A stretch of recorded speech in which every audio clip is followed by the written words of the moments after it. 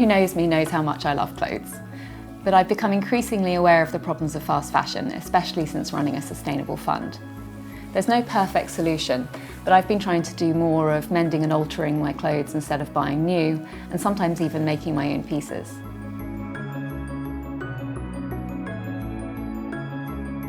So let me share you a few of my favourite pieces. This is a nice one. So I always get a lot of compliments when I wear this one to work. Great fabric. Oh, this one was a dress that I found in a charity shop, and I loved the print, but didn't fit me, so I dismantled it. The fashion industry emits more carbon than global international flights and maritime shipping combined. The equivalent of one rubbish truck worth of clothes is dumped in a landfill every second, and the industry is the second largest consumer of water worldwide.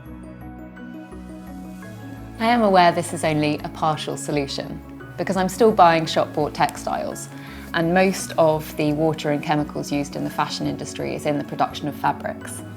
So as both an investor and consumer, I'm looking for companies that are making sustainable fabrics and innovative alternatives. Did you know you can make leather from pineapples or mushrooms? But the problems of fast fashion don't end with the environment. The fashion industry also has a bad track record when it comes to human rights. We tend to think of violations as something that happens in developing countries, but in 2020 a number of garment manufacturers in Leicestershire, England were found to be paying their workers as little as £2.50 an hour, which is barely a quarter of the living wage. Over time, human rights groups have called for change, and legislation has been introduced in several countries to ensure working conditions and wages. No company is perfect, but most companies are trying to be more environmentally and socially conscious.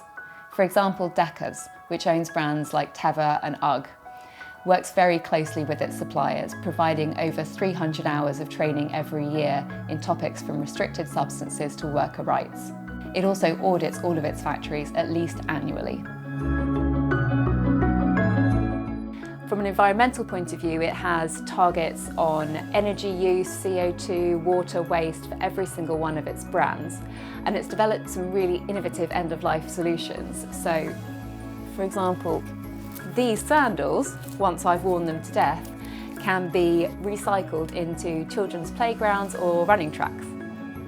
As consumers become more demanding of sustainable fashion, industry leaders should benefit. Sustainable practices also make good business sense, reducing manufacturing costs and waste. So it's brilliant, it stops things fraying, but it does mean that if you do it wrong, you've just cut a big hole in the middle of whatever you're sewing.